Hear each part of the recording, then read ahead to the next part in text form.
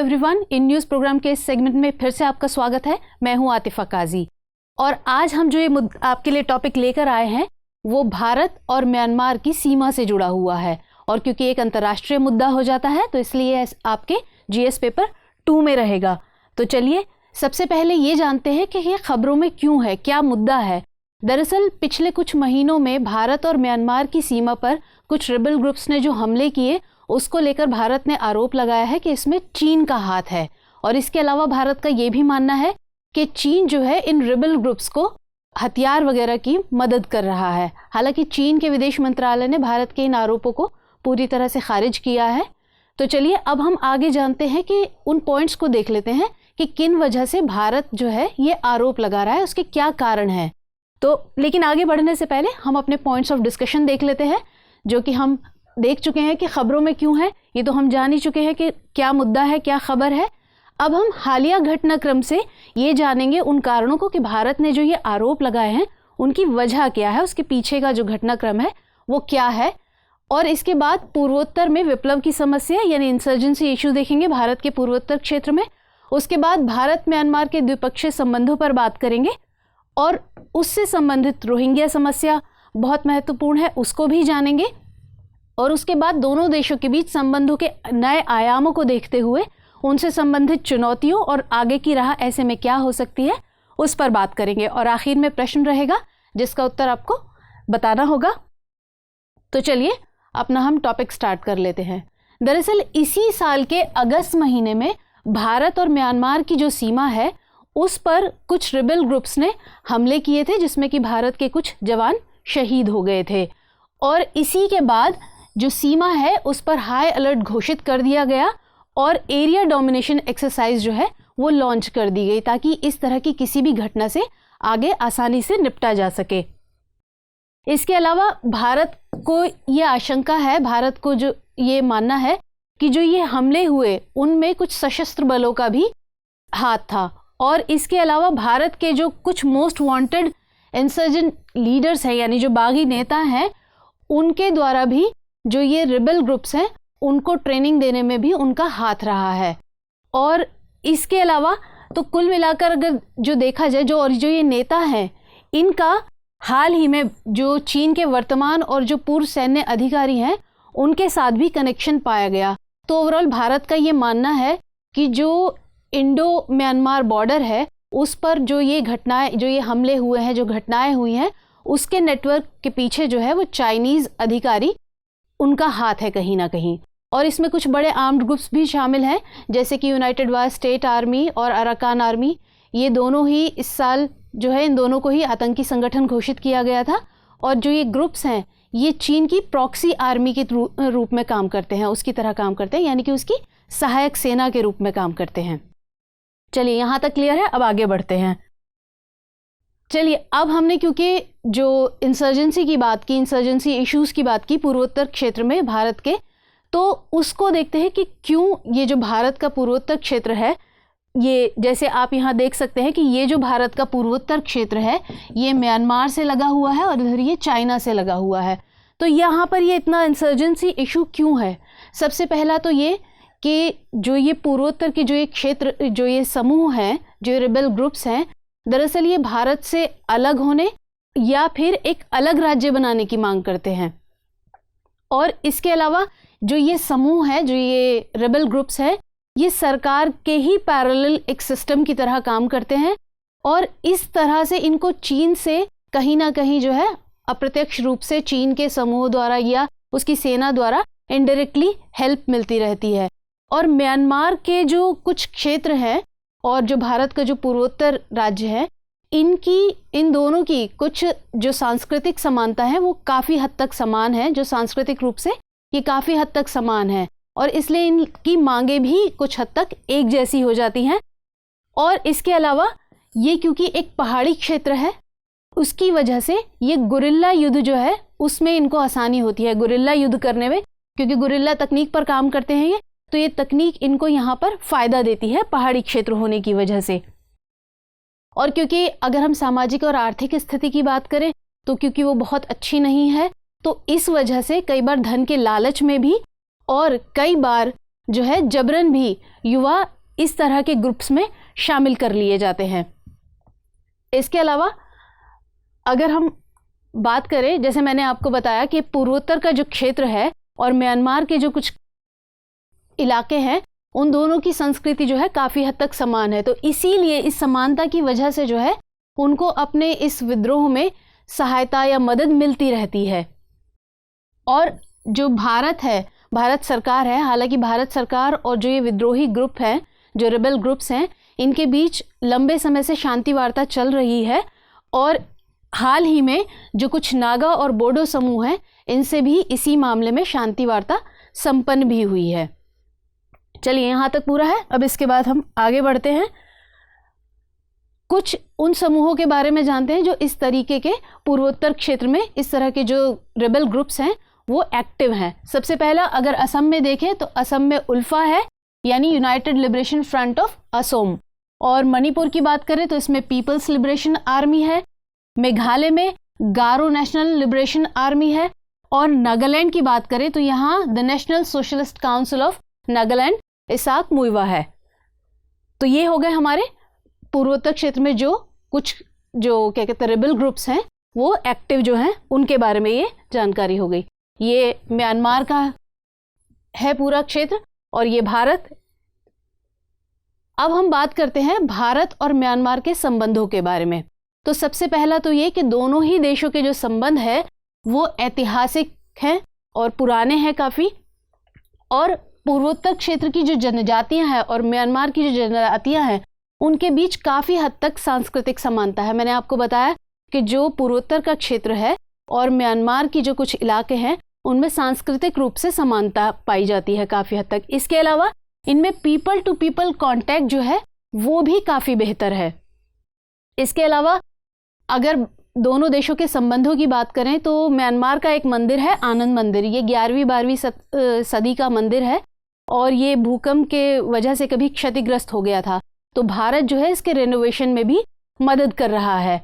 और इसके अलावा म्यांमार जो है वो आसियान देशों के साथ साथ बिम्स्टेक का भी सदस्य है। इसलिए म्यांमार भारत के लिए दक्षिण और दक्षिण पूर्व एशिया के मामले में एक ब्रिज के तौर पर काम कर सकता है। तो दोनों ही देश एक दूसरे के लिए इम्पोर्टेंट हैं इसलिए।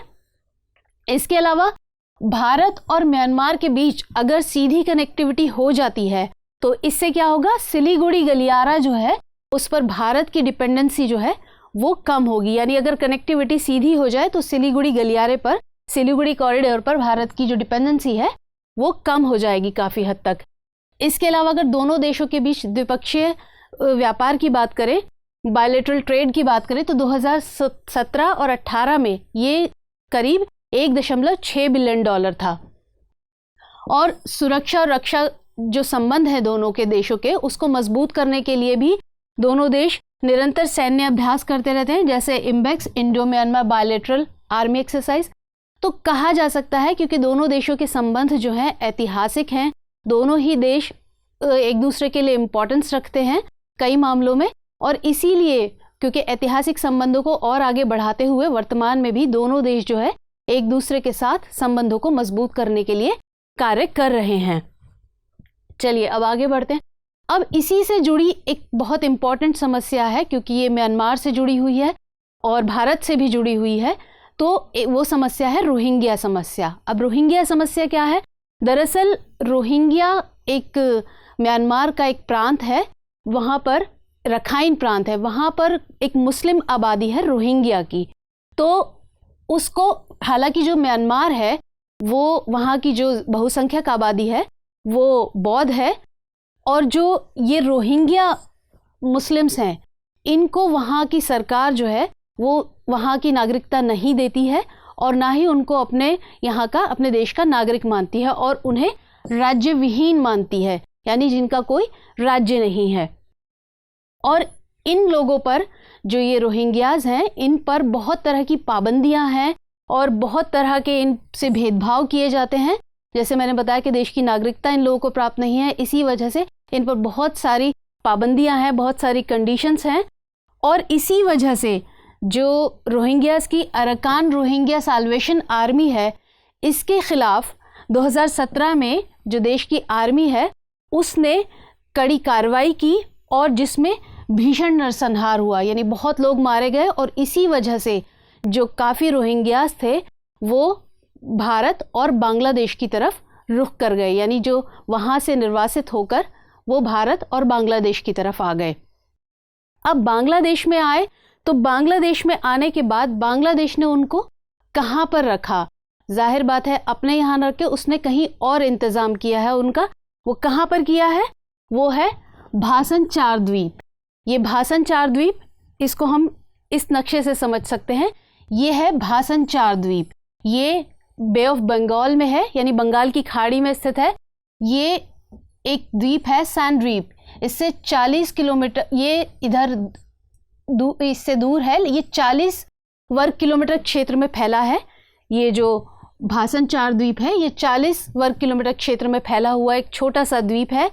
और यहाँ पर जो है ये बाढ़ वगैरह के लिए बहुत ज़्यादा असुरक्षित क्षेत्र माना जाता है, क्योंकि ये बहुत छोटा सा एरिया है, तो उसके हिसाब से ये बाढ़ आदि जैसी जो भी प्रॉब्लम्स हैं उनके लिए सुरक्षित स्थान नहीं है। हालांकि जो बांग्लादेश है उसने करीब 1 लाख रोहिंग्यास के यहाँ पर उनको व्यवस्थित करने की जो है व्यवस्था की थी, उनको यहाँ स्थानांतरित करने की। और इसी के हिसाब से 4 दिसंबर, यानी अभी 4 दिसंबर को 1642 रोहिंग्यास का जो पहला ग्रुप था वो इस द्वीप पर पहुंचा, भासन चार द्वीप पर पहुंचा। और ये लोग यहाँ क्या कर सकते हैं? जो ये रोहिंग्यास हैं यहाँ पर ये खेती कर सकते हैं, इसके अलावा जो पशुपालन वगैरह है वो सब कर सकते हैं, लेकिन पैसे का लेन देन नहीं कर सकते। क्यों? क्योंकि जो बांग्लादेश है उसने उनको अपने यहाँ आधिकारिक रूप से शरणार्थी का दर्जा नहीं दिया, बल्कि क्या कि अभी उनको स्टेटलेस ही माना है।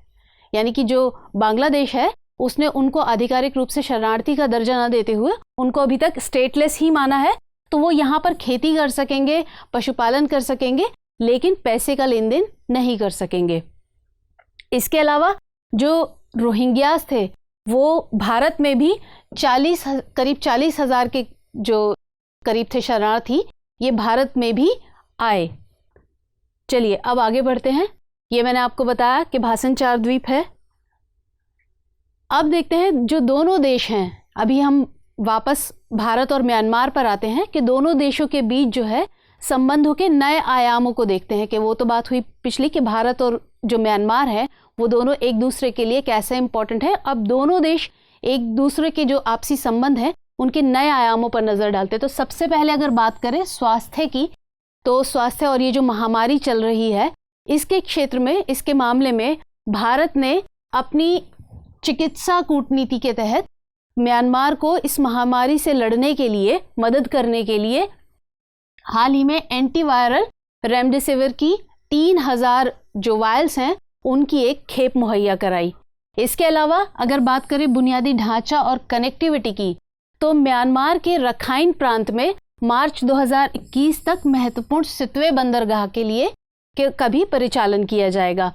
इसके अलावा जो दोनों पक्ष हैं यानी कि भारत और म्यांमार हैं, दोनों ने भारत म्यांमार थाईलैंड त्रिपक्षीय राजमार्ग और कलादान मल्टी मॉडल ट्रांसपोर्ट जैसी परियोजनाएं जो हैं इनकी जो प्रगति है उस पर भी बातचीत की। कलादान परियोजना क्या है? ये कोलकाता को म्यांमार के सितवे और फिर म्यांमार की जो कलादान नदी है उससे भारत के उत्तर पूर्व को जोड़ेगी।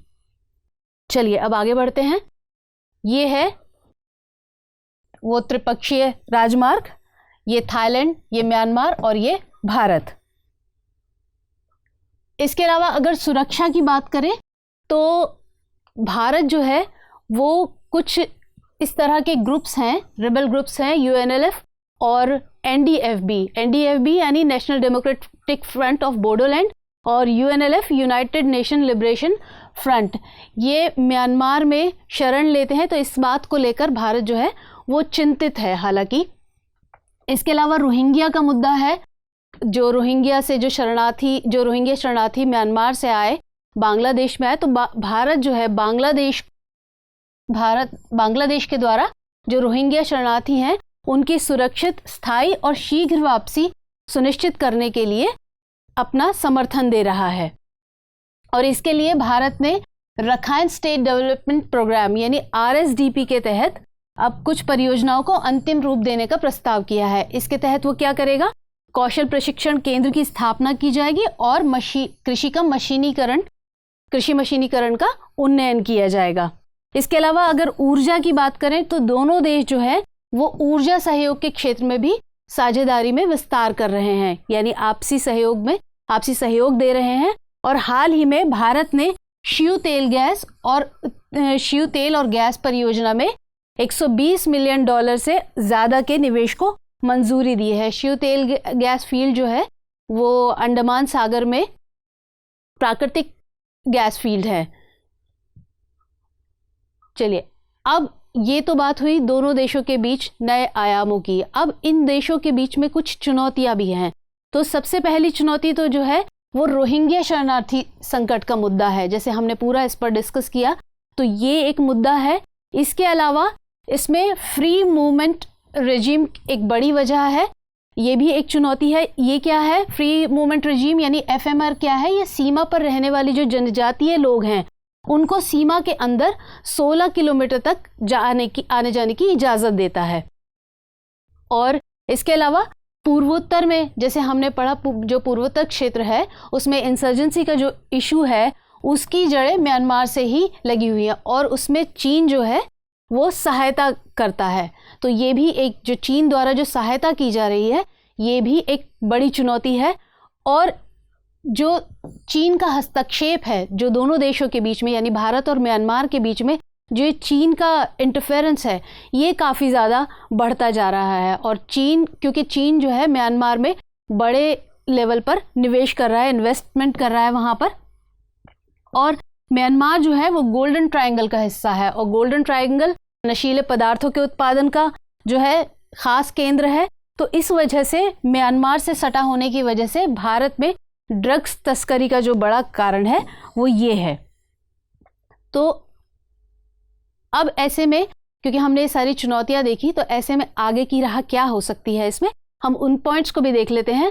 तो सबसे पहला तो ये कि दोनों देशों को सैन्य सहयोग और प्रशिक्षण को मजबूत करना होगा आपस में। यानी कि अगर दोनों देशों के बीच सैन्य सहयोग बढ़ेगा और तरीके से प्रशिक्षण दिया जाएगा तो जाहिर है बहुत हद तक जो काफ़ी समस्याएं हैं उनसे हमें छुटकारा मिल सके, उनसे बचा जा सके। इसके अलावा जो म्यांमार है, म्यांमार को अपनी तरफ आकर्षित करने के लिए भारत उसमें निवेश कर सकता है, इन्वेस्टमेंट कर सकता है ताकि वो चीन को भी काउंटर कर सके। इसके अलावा भारत जो ये घुसपैठ का मुद्दा है इसमें चीन की जो भूमिका है इसमें उसकी आशंका पर भारत जो है किसी बड़े अंतर्राष्ट्रीय मंच पर उसको उठा सकता है इस मुद्दे को। और जो दोनों देश हैं जैसे हमने फ्री मूवमेंट रेजिम की बात की, FMR की, तो उसकी भी दोबारा से समीक्षा करने की ज़रूरत है। और इसके अलावा जो आर्थिक संबंध हैं अपने भारत को म्यांमार के साथ अपने आर्थिक संबंधों को मजबूत करने की ज़रूरत है। भले ही भारत RCEP का सदस्य नहीं है, उसमें शामिल नहीं हुआ है, लेकिन फिर भी वो किसी न किसी तरीके से जैसे हमने कहा निवेश करके सैन्य सहयोग बढ़ाकर म्यांमार के साथ अपने संबंधों को और मजबूत कर सकता है।